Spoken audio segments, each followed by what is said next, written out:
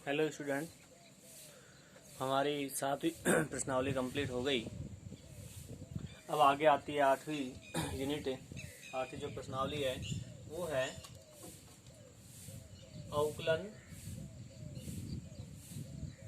अवकलन के अनुप्रयोग।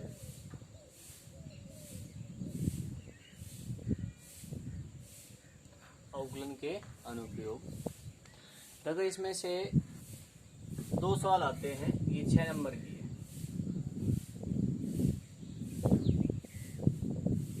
2 सवाल आते हैं 3-3 नंबर के। ठीक है, तो अवकलन के अनुप्रयोग में जो अपनी 8.1 है, 8.1 है, वो है राशियों में परिवर्तन की दर ज्ञात करना।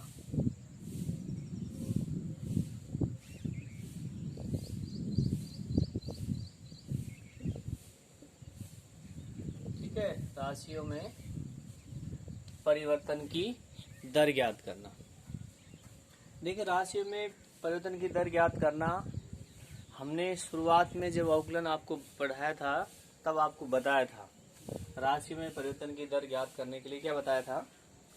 वो आपको ये बताया था, एक तो हम देखो शब्दों में बोलते हैं, एक उसका संकेत देते हैं। जैसे यहाँ पर आएगा क्षेत्रफल में परिवर्तन ज्ञात करो। तो इसका मतलब आपने क्या ज्ञात करना है? यहाँ आपको मिलेगा किसके सापेक्ष? dA/dt। इसका मतलब क्या है? ये तो है समय के सापेक्ष। समय के सापेक्ष याद करना है। एक आपको ये दे दिया कि आयतन में परिवर्तन दिया गया है, तो इसका मतलब आपको क्या दिया है? आपको क्या दिया है? तो ये जो शब्दों में लिखा है इसका अर्थ आपको पता होना चाहिए। क्या दिया है? dV/dr। और ये किसके सापेक्ष है? त्रिज्या के सापेक्ष। सवाल में आपको मिलेगा वो। जैसे आपको दे दिया कि आयतन में परिवर्तन 5 सेंटीमीटर क्यूब पर सेंटीमीटर दिया है, 5 सेंटीमीटर क्यूब पर सेकंड दिया है, तो इसका मतलब आयतन में परिवर्तन त्रिज्या के सापेक्ष दिया है। ठीक है, और 5 सेंटीमीटर क्यूब पर सेकंड दिया है, तो इसका मतलब आयतन में परिवर्तन समय के सापेक्ष आपको दिया है।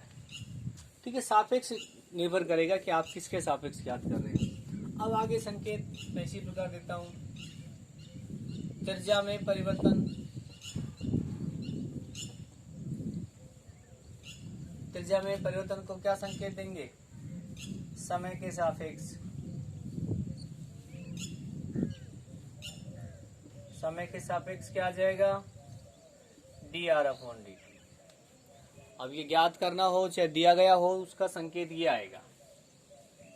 अगला आपको दिया है परिमाप में परिवर्तन। परिमाप में परिवर्तन समय के सापेक्ष। पैरामीटर होता है dP/dt। ठीक है, इस प्रकार से कोई भी संकेत आएगा। वेग में परिवर्तन आप फिजिक्स में आपने पढ़ा है dV/dt, सॉरी dR/dt। वेग में परिवर्तन dV/dt, सॉरी वेग में हो जाएगा परिवर्तन dV/dt जिसे त्वरण कहते हैं, और dR/dt विस्थापन में परिवर्तन जिसको आप वेग कहते हैं। ठीक है, इस प्रकार से ये संकेत आपने ध्यान रखने हैं। यहाँ देखो मेन बात क्या है, 8.1 में आपको इस प्रकार के सवाल मिलेंगे।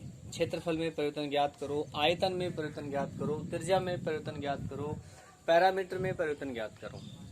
ठीक, आपने क्या करना है, जो दिया गया है, जो निकालना है, उनको पहले संकेत के रूप में लिखेंगे कि भाई आपको दे दिया एक वर्ग का क्षेत्रफल 5 सेंटीमीटर स्क्वायर पर सेकंड की दर से कम हो रहा है या बढ़ रहा है। इसका मतलब आपको dA/dt दे दिया। ठीक है, उसकी त्रिज्या 5 सेंटीमीटर है, तो उसकी त्रिज्या में परिवर्तन ज्ञात करो। तो आपने क्या ज्ञात करना है, dR/dt ज्ञात करना है। ठीक है, तो पूरे सवाल में आपने क्या दिया गया है, क्या ज्ञात करना है, उन सबको संकेत के रूप में लिखें। ठीक है, बाकी सवाल सबकी प्रक्रिया एक जैसी होगी। अब बात आ गई आपने कि क्षेत्रफल में परिवर्तन ज्ञात करो, आयतन में परिवर्तन ज्ञात करो। तो क्षेत्रफल आयतन किस किस के क्या होते हैं वो हमने 10वीं क्लास में पढ़े हैं। तो मैं आपको कुछ सूत्र आपको लिखवा रहा हूं। तो नंबर 1 स्टार्ट होते हैं हम वर्ग से। वर्ग का क्षेत्रफल क्या होगा, भुजा, चलो संकेत में दे रहे हैं, क्या हो जाएगा, a² वर्ग इकाई। नंबर 2 वर्ग का परिमाप क्या होगा, 4a इकाई। ठीक है, नंबर 3 ये वर्ग का परिमाप आ गया। अब आ जाओ आयत का क्षेत्रफल। आयत का क्षेत्रफल क्या होगा, लंबाई गुणा चौड़ाई वर्ग इकाई। नंबर 4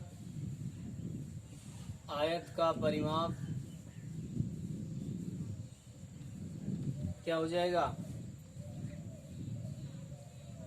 2 गुणा लंबाई प्लस चौड़ाई इकाई हो जाएगा। अब आयत का परिमाप के बाद आते हैं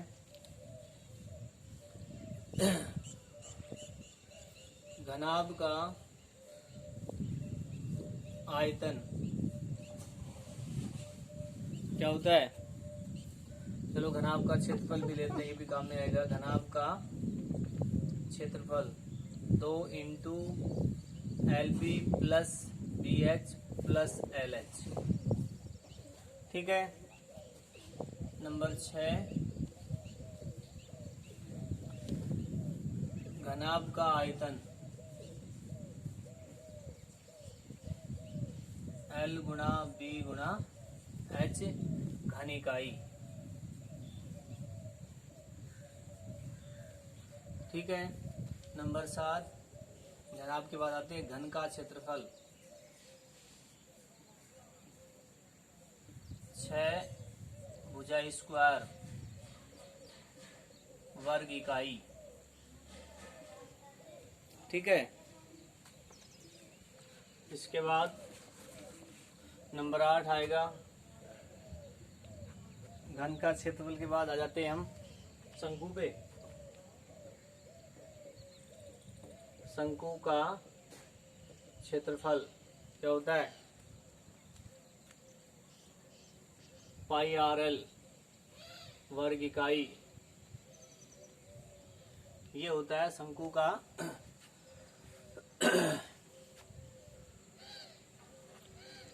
शंकु के वक्र पृष्ठ होता है,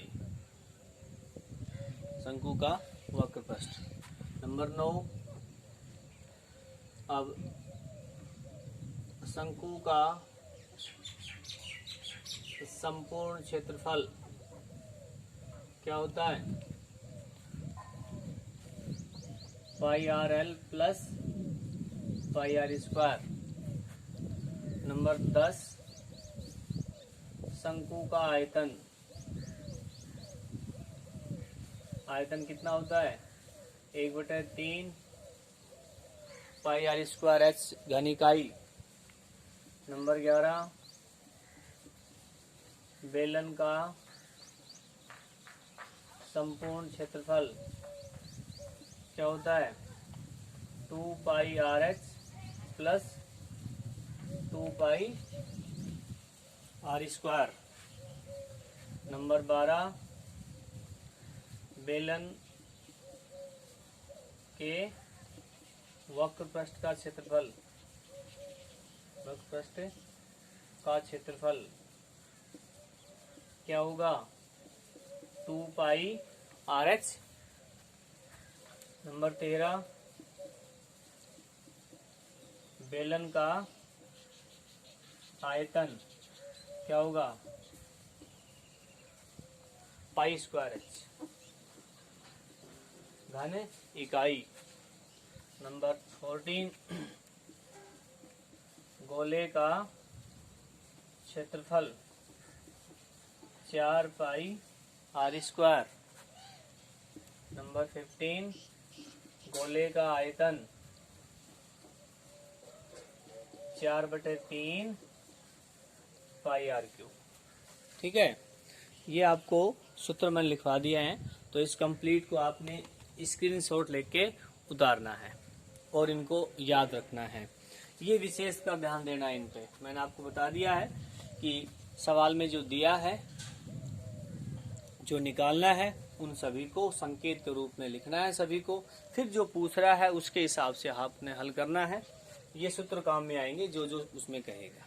ठीक है, अब ये एग्जाम्पल देखो, एग्जाम्पल से ही अच्छे तरीके से समझ में आएगा।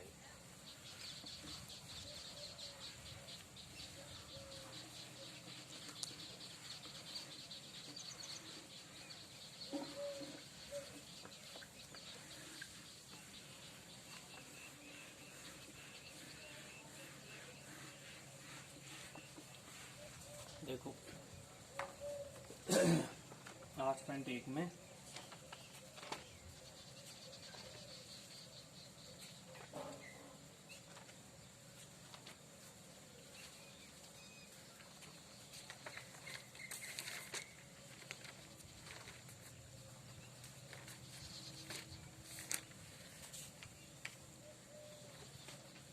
पहले देखो, इसमें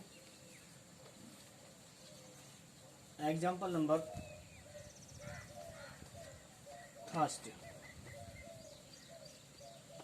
पहले थर्ड देखो आप। एग्जाम्पल थर्ड क्या कह रहा है, देखो किताब से लेनी है और उसमें आप देखना है, सवाल बड़े हैं इसमें। एक घन का आयतन 9 सेंटीमीटर क्यूब पर सेकंड की दर से बढ़ रहा है। एक घन का आयतन 9 सेंटीमीटर क्यूब पर सेकंड की दर से बढ़ रहा है, यानी घन का आयतन बदल रहा है। ठीक है, परिवर्तन हो रहा है, तो क्या लिखेंगे, माना घन, चलो ये रहने दो आप, इसमें लिखो घन के आयतन में परिवर्तन। क्या संकेत होगा, dv अपॉन क्या दिया है 9 सेंटीमीटर क्यूब पर सेकंड, यानी समय के सापेक्ष, और कितना है ये पर सेकंड। पहली लाइन में ये दिया है।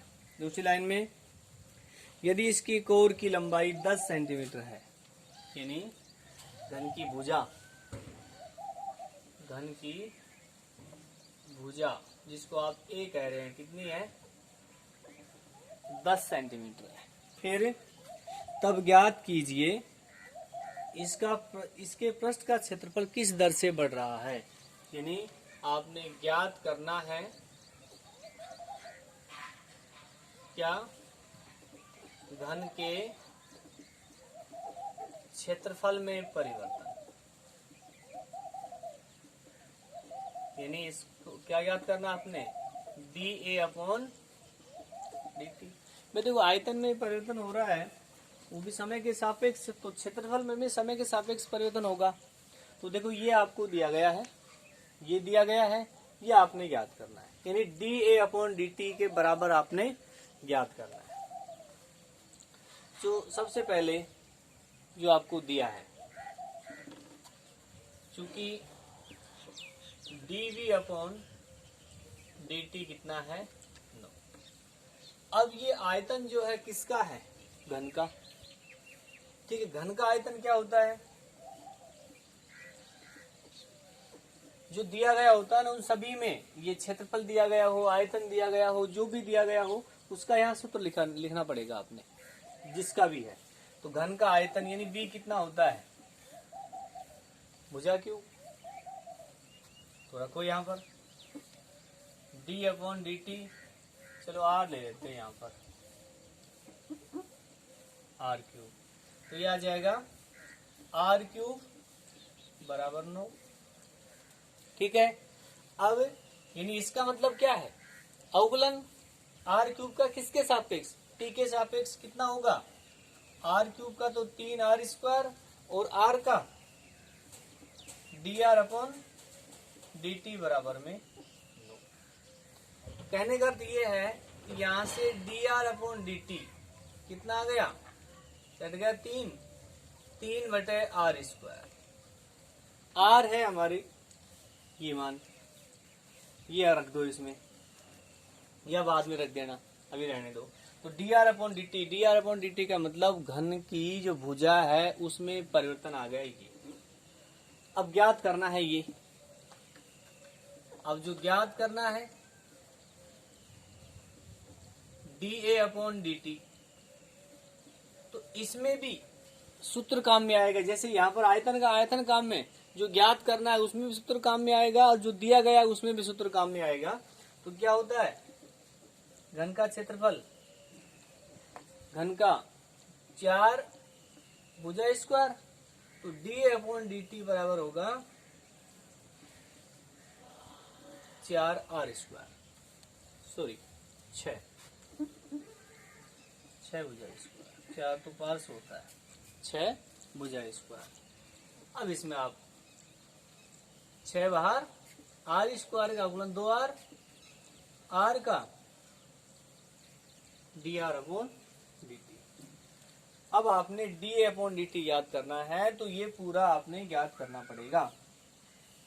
अब ये 12 और dr अपॉन dt का मान आपने निकाल लिया, जो दिया गया उससे कितना, 3/r², कहने का मतलब 36/r। ठीक है, अब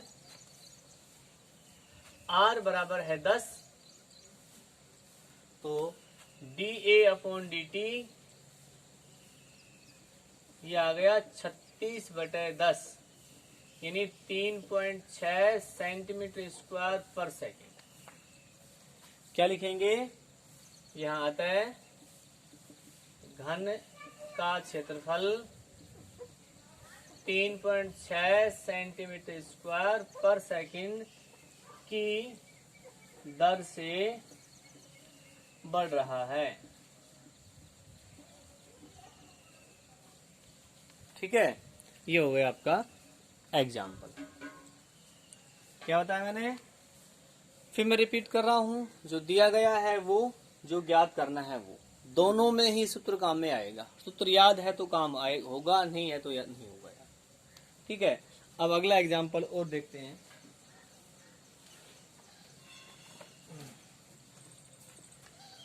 अब हम पढ़ते हैं चौथा सवाल। एक गोल एग्जाम्पल पढ़ रहे हैं, एक गोल बुलबुले का पृष्ठीय क्षेत्रफल, नंबर 4 एग्जाम्पल। गोल बुलबुले का पृष्ठीय क्षेत्रफल 2 सेंटीमीटर स्क्वायर पर सेकंड की दर से बढ़ रहा है। यानी क्या, गोल है तो गोले के क्षेत्रफल में परिवर्तन dA अपॉन किसके सापेक्ष, देखो सेकंड है तो dt कितना है, 2 सेंटीमीटर स्क्वायर पर सेकंड। ठीक है, बुलबुले की त्रिज्या r बराबर कितनी है, 6 सेंटीमीटर। तो आयतन क्या याद करना है, गोल बुलबुले बुलबुले के आयतन में परिवर्तन, यानी आपने dv अपॉन dt ज्ञात करना। देखो ऐसा ही सवाल है, इसमें आयतन दिया था, क्षेत्रफल ज्ञात करना है, इसमें क्षेत्रफल दिया, आयतन ज्ञात करना है। तो यहाँ पर किसका उपयोग करेंगे, गोले का क्षेत्रफल का, या इसका ही निकाल लो आप। तो अब चूंकि dA अपॉन dt बराबर कितना है 2, जो दिया गया उसी से चलेंगे पहले। अब यहाँ लिखेंगे A कितना होता है गोले का क्षेत्रफल 4 पाई r स्क्वायर, ये इसमें रखेंगे 4 पाई r स्क्वायर।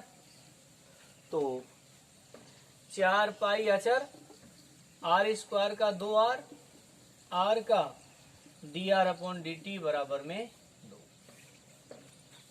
2 से 2 कैंसिल, यानी dr अपॉन dt कितना आ गया आपका 1/4 पाई r।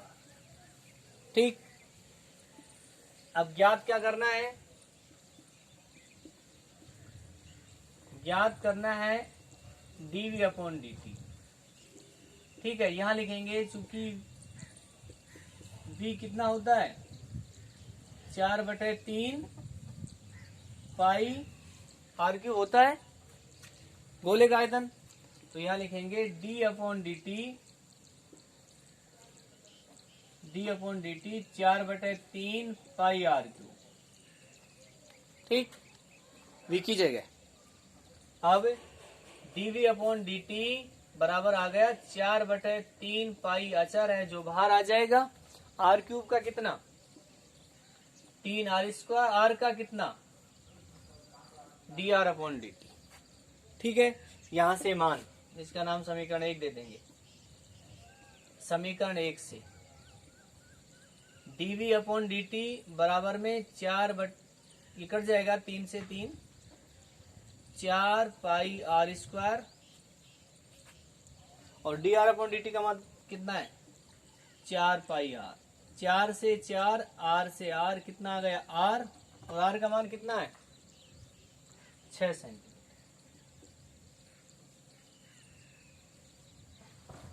क्या लिखेंगे, अतः गोल बुलबुले का आयतन 6 सेंटीमीटर क्यूब पर सेकंड की दर से बदल रहा है। ठीक है, ये हो गया आपके 2 एग्जाम्पल।